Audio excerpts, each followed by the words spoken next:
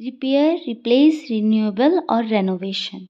सो इसमें क्या है, कहते हैं कि जब हम बिजनेस एंड प्रोफेशन को ये स्टडी करते हैं तो हम काफ़ी सारे डिडक्शन देखते हैं, जिसमें से हम स्टडी करते हैं 30 डिडक्शन अंडर सेक्शन 30 टू 37 तक सेक्शन तक। सो कह रहे हैं कि डिडक्शन जो है अंडर सेक्शन 30 टू 36 जो है वो स्पेसिफिक सेक्शंस है, ठीक है ना। वो किसके लिए है कि कोई स्पेसिफिक एक्सपेंसेस के लिए जो है वो डिडक्शन दी जाती है, स्पेसिफिक डिडक्शन दी जाती है स्पेसिफिक एक्सपेंसेस के लिए। लेकिन जो सेक्शन 37 है उसमें जनरल डिडक्शन जो है दी जाती है। सो जो डिडक्शन जो है 30 टू 36 के अंडर नहीं आती है, वो जो है 37 के अंडर भी हम क्लेम कर सकते हैं। So firstly we will discuss about the expenditure on repair.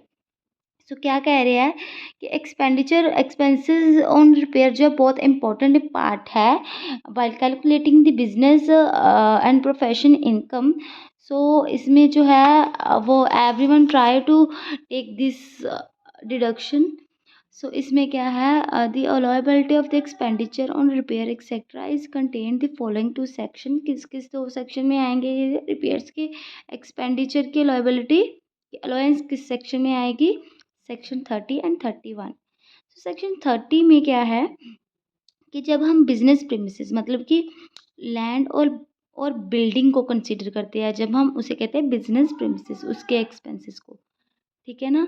इस सिचुएशन में हम क्या करते हैं, लैंड और बिल्डिंग के एक्सपेंसेस को जब हम स्टडी करते हैं उसमें अलाउंस लगाते हैं, तो उस सिचुएशन में हम सेक्शन 30 को स्टडी करते हैं। एंड इन सेक्शन 31 जब हम पेमेंट करते हैं प्रीमियम प्लांट मशीनरी की, तो उसे जो हम सेक्शन 31 में कवर करते हैं। So firstly we will analyzing the section 30। तो सेक्शन 30 क्या कहता है, इसमें क्या है, allowance of repair to tenant under section 30 A I, ठीक है ना, sub section A and I. Okay, so इस sorry first sorry section 30 A first, ठीक है ना। सो इसमें क्या है कि वो कह रहे हैं कि इस सेक्शन के अंडर अगर जो पर्सन है टेनेंट है, जिसे हम लस्सी भी कहते हैं, अगर उसने सारे एक्सपेंस बेयर किए हैं ऑफ द रिपेयर, ठीक है ना, the cost of repair whether or not such repair are current, ठीक है ना, चाहे वो करंट हो चाहे ना हो, अगर उस पर्सन ने वो बेयर किया है एक्सपेंस तो उसे अलाउंस मिलेगी। But it should be consider that it should be mention in the lease agreement, ठीक है ना, जो उनका लीज एग्रीमेंट होता है लेसर और लेसी का, उसमें मेंशन हो कि जो एक्सपेंसेस है रिपेयर के वो टेनेंट ने बेयर किए, तभी उसे अलाउंस मिलेगी। और अगर ऐसा कुछ मेंशन नहीं किया है, उसने जो है एक्सपेंसेस बेयर किया पर इनडायरेक्टली ऐसा किया है, कह दिया है कि the Lesi has keep the building in good condition, तो इस सिचुएशन में भी उसे डिडक्शन मिलेगी, ठीक है ना। तो अगर एग्रीमेंट में कुछ भी नहीं लिखा लेसी लीज एग्रीमेंट में, तो उस सिचुएशन में उसे कोई डिडक्शन नहीं मिलेगी अगर उसने रिपेयर को बेयर किया है, ठीक है ना, रिपेयर के expenses.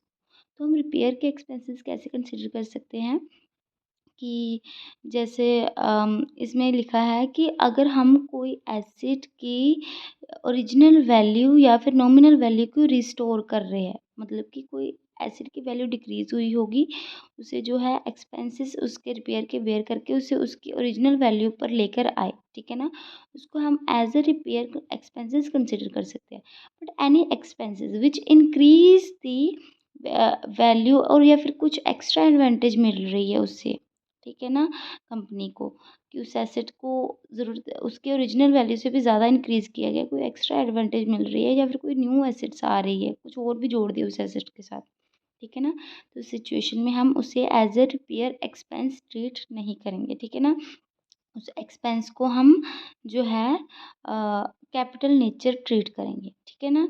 So repair is a revenue nature and उस सिचुएशन में ही लीज और टेनेंट को डिडक्शन मिलेगी, जिस पर जो है एग्रीमेंट में लिखा होगा कि जो रिपेयर एक्सपेंसेस है वो टेनेंट ने पे किए हैं, और या फिर ऐसा लिखा हुआ होगा कि जो बिल्डिंग है गुड कंडीशन में मेंटेन करके रखी है टेनेंट ने, तो सिचुएशन में ही उसे ये मिलेगी डिडक्शन। ठीक है, then we will study allowance of current repair to owner. ठीक है, इस सिचुएशन में क्या है, हम अलाउंस देते हैं करंट रिपेयर की ओनर को, बट हम जो है डिस्क्रिमिनेट नहीं कर पाते हैं कि कौन सा रिवेन्यू एक्सपेंडिचर है और कौन सा कैपिटल एक्सपेंडिचर है। तो इसमें यही है, in such cases the amount paid by him account of current repair for the premises may be allowed.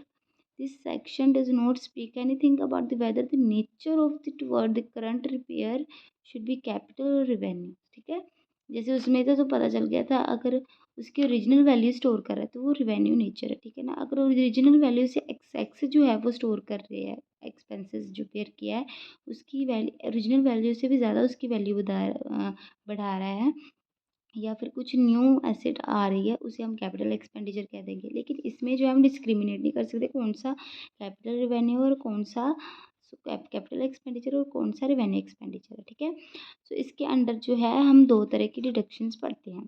कौन कौन सी पढ़ते हैं?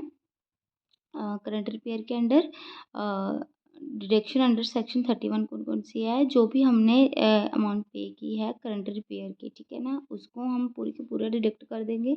या फिर जो प्रीमियम हम इंश्योरेंस की पे कर रहे हैं, for which one premium, risk of damage और द डिस्ट्रक्शन देयर। ठीक है ना, डैमेज और डिस्ट्रक्शन की जो प्रीमियम पे कर रहे हैं उस पर ही सिर्फ हम क्या ले सकते हैं, क्लेम ले सकते हैं। किसका?